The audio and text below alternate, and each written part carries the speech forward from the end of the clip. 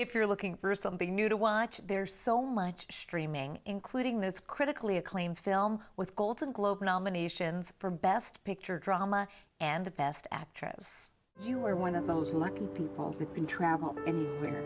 Yes, ma'am, I know. And they sometimes call you nomads. That's Nomadland, starring Frances McDormand as a woman who travels across the country for work. The film, considered a big Oscar contender, premieres on Hulu tomorrow. And Rosamund Pike scored a Best Actress Golden Globe nomination in the comedy category for her role in this dark comedy thriller. There's two types of people in this world: predators and prey.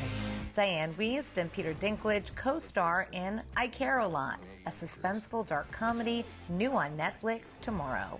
And this is a new psychological thriller series. Are you ready? For what?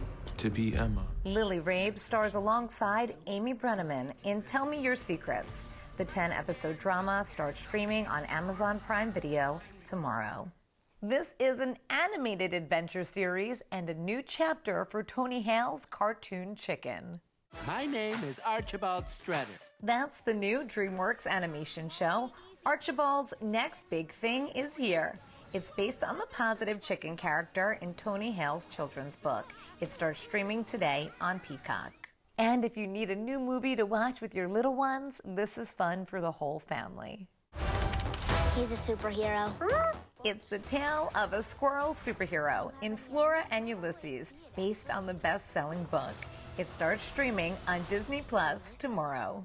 We can't wait to watch. I already warned my little ones that our superhero squirrels stay outside. That's what's streaming working from home. I'm Elisa DiStefano. Culture. Hi, News 12. I just won The Voice. Community. The first shot went into the arm of Port Washington nurse Sandra Lindsay. Connections. Seems like so much fun. It was pretty hectic. Discover News 12 New York. Hey, look, we're happy, right? A new way to see the best of News 12's local channels from across the tri-state area, all in one place. Now streaming 24/7 on your favorite devices. Discover News 12 New York today. Well, as we continue to celebrate Black History Month, we're highlighting a woman who's had a journey of firsts in the city of Bridgeport. Here's News 12 Connecticut's Marissa Alter. It was the right decision. Ina Anderson's office pays tribute to history. But Anderson herself is a living legend.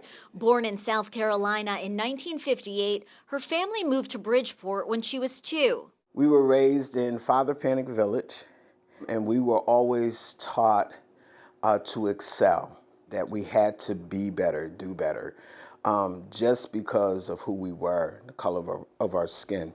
Anderson graduated from Harding High School in 1976 and went to work for PerkinElmer. Then she decided to follow in her brother's footsteps. I took the test for the Bridgeport Fire Department amongst 3,000 other people, and in 1994 I went on the job. Her hiring made history in Bridgeport. I was the first Black female firefighter, and that was a sacrifice. It was a sacrifice to my children. It was a sacrifice for my family. But Anderson excelled. In 2001, she became a lieutenant, another significant moment for the city. I was its first female officer ever to be promoted. Her accomplishments opened the door for others. We have now 2 female lieutenants. We have one that's being prepped as a fire chief assistant. We have one that's a pumper engineer.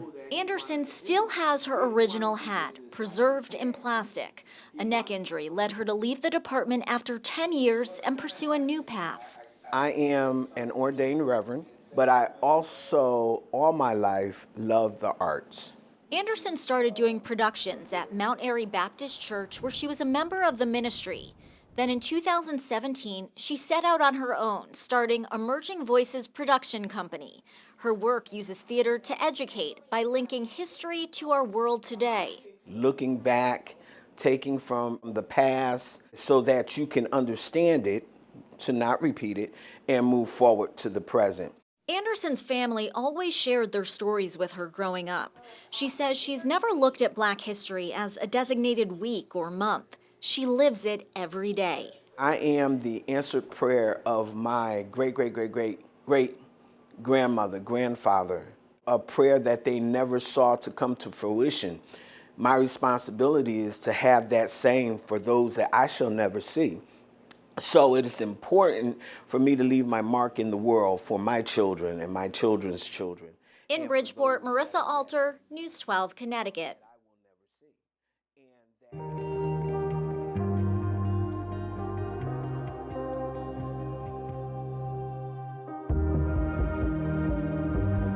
Historical profiles, Black culture, today's leaders. Celebrate Black History Month all month long with News 12.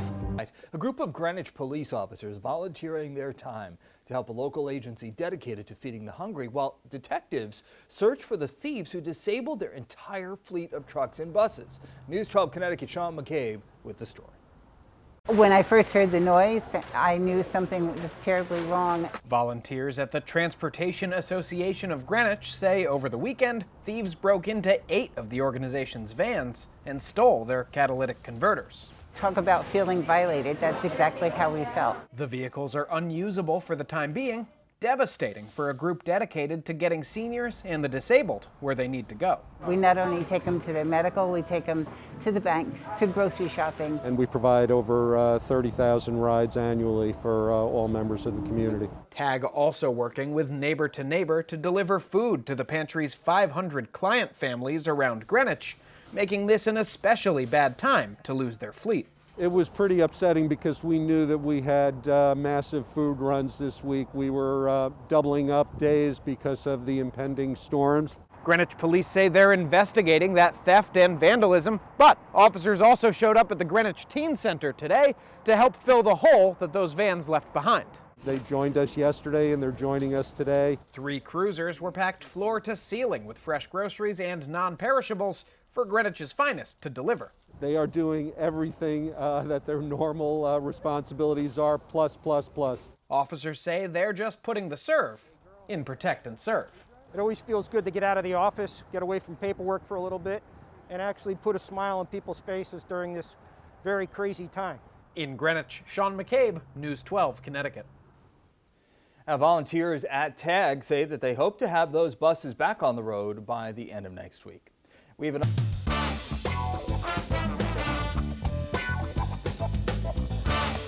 If you're looking for a really delicious pasta dish, we have one for you. We're gonna head over to Vinny of Uncle Giuseppe's Marketplace, and he's gonna show us what's cooking. Hey, Vin. Today we're doing a rigatoni, broccoli, and garlic confit. We got some peeled garlic. It's gonna go into a baking pan. You're gonna put a lot of olive oil in here. We got some fresh thyme and some bay leaves. And this is gonna go in a 200-degree oven for about an hour. You want the pasta water to taste very similar to the way the ocean tastes, salty. And our fresh pasta is gonna go right in. So you got your broccoli crown right here, and I want little small florets. We are going to take the pasta out, it's gonna go in the bowl. And then we're gonna take our broccoli in that same water, it's gonna go right into that. So we've got our confit, and we're gonna just spoon this right on top. Look at that. We're gonna hit this with a lot of pecorino romano. We're gonna give this a nice little mix here. Oh boy. I want a little bit of fresh cracked black pepper in there. Cheese is salty, but I wouldn't feel good about myself if I didn't add just a little bit of salt to this. Give it one final toss, and then we're ready to go on our plate. That's rigatoni, broccoli, and garlic confit. Vinny, it looks amazing. So head to our website, news12.com. You're gonna find the recipe there. Vin, I cannot wait to try this. Thank you. My pleasure as always. We've all been hearing about it. COVID vaccine appointments, they're hard to pin down, and now a Facebook group is aiming to fix that. In just 1 month, this group has helped thousands in the state book an appointment. Our Christy Collegian tells us more about it tonight. Christy? Kurt, it's really heartwarming to look through this Facebook page and see people who post that they need help finding a COVID vaccine appointment. And within minutes, it seems like people actually respond saying, I'm here to help, just give me your information. And the sisters behind this Facebook page were speaking with us, and they actually also got to speak with one of our reviewers who called me during the interview asking for help, and they got to help him out. Strangers are helping strangers. It's really great to see. New Jersey COVID vaccine info is here and ready to help. It was founded by sisters Brittany and Brandy. It's been up for about a month and already has more than 40,000 members. Ken Grasso from Pine Brook says he stayed up for more than 48 hours straight trying to book an appointment through CVS. He called me during my interview with the sisters. I cannot get an appointment. It's terrible, I'm pretty confident that if you join our group, you'll be able to find an appointment pretty fast. Wonderful. I'm going to do that right now when I get off the phone with you. Finding a volunteer is as simple as posting on the group's thread, and any of the approximate 100 volunteers on the group will help you out. It's a 24/7 operation. One of our volunteers the other day was telling us that at 3 a.m. they heard a ping on their phone and they just rolled out of bed and made a couple appointments that just became available. So it's definitely a full-time job. It just blew up that I'm so surprised every day there's thousands and thousands more that just need this site to help them. So it's really just that simple. I mean, you just post on that page, on that thread, just saying that you need help finding a vaccination appointment, and somebody really will respond. Some of them are actually saying what region in New Jersey that they're from, and you can just message them. And what's really nice about this as well is that some people are actually paying it forward. So some of these volunteers are people who themselves were helped by the group. So once again, the name of that group is New Jersey COVID Vaccine Info, and that Facebook page can be found on our website at news12.com under our links and info page. Kurt? Great to see the kindness. Christy, thank you. Wonderful story tonight. There's a 9-year-old boy in Plainsboro who is over the moon about Tampa Bay winning the Super Bowl. He's a huge fan of Tom Brady and the Buccaneers, but what made this season so incredibly memorable for him is what his mailman did. Mailman Mark Egan. 9-year-old Rashik Panala wanted to send a letter to Tom Brady. Mark didn't know Brady's address, but he got the letter to the team in Tampa, and that letter came back thanking Rashik for being a fan, and there was a signed photo from Tom Brady included. Rashik could not be happier. None of it possible without a resourceful mailman who cares about the people on his route, even Tom Brady fans. Mailman Mark Egan doing Jersey proud. Dave, there are Tom Brady fans in New Jersey, right? Yeah, hey, listen, that is a great story. That's great that Tom Brady signed the thing and got it back to. That's awesome. I mean, that's just showing you that the kindness that matters, and just taking one little extra step, you just made somebody else's day so much better. Macys showcasing Black creatives and Black-owned brands in honor of Black History Month. The work of a Brooklyn-raised artist is now being displayed across Macys windows nationwide. And News 12's Katie Vasquez tonight speaking with that artist and the department store about this collaboration. Growing up in Bed-Stuy and Crown Heights had a profound impact on the work of artist Michael Anthony Piguez. Hanging out with guys with tagging trains and stuff like that. All these dudes I knew back in the days. I used to go to hip-hop parties. He was looking to get his work noticed on a grand scale and turned to Macys. Elite this summer came into our store in Herald Square, went into our visual offices, and he said he needed to be in our windows. It worked out since Macys wanted to highlight Black creatives and Black brilliance at its stores, including the downtown Brooklyn location. We've been doing this for the last couple of years. We've wanted to expand it to other national stores. So this year we were able to roll it out to another 6 stores throughout the country.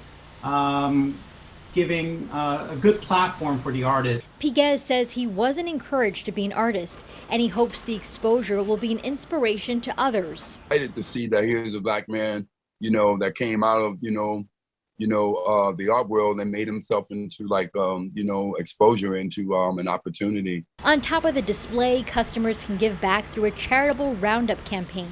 Purchases can be round up to the nearest dollar amount, which will support Black Girls Code and the United Negro College Fund. In downtown Brooklyn, Katie Vasquez, News 12. The impeachment trial of former President Donald Trump has ended, but one lawmaker made a splash during proceedings. Congresswoman Stacy Plaskett represents the U.S. Virgin Islands, but she got her start right here in our city. As part of Black History Month, News 12's Katie Vasquez spoke with the delegate about her journey to the Capitol. Discuss how they could hunt down the vice president. One of the leading faces in the impeachment trial against former President Trump was Congresswoman Stacy Plaskett.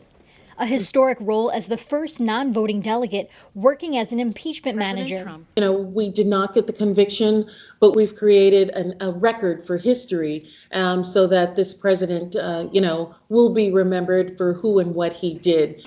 Plaskett has represented the U.S. Virgin Islands for years, but she says she's never forgotten her roots right here in New York City. My husband says as we come over, if we're coming from D.C., as we come over the Verrazano, he says my whole attitude changes. And, you know, I get that New York City kind of quickness with him. The Congresswoman, who was in her 4th term, grew up in NYCHA's Bushwick houses before her family moved to the Lindsay Park development in Williamsburg. I had the quintessential Brooklyn life, went to school in downtown Brooklyn at Brooklyn Friends. So taking the Q, the J train on a regular basis. After law school, she worked at the Bronx DA's office. In the summertime, after court, going down to Yankee Stadium and, you know, watching a couple of games. All the recent attention is a little overwhelming for Plaskett, but she also views it as a way to serve as an inspiration to others, remembering those who paved the way.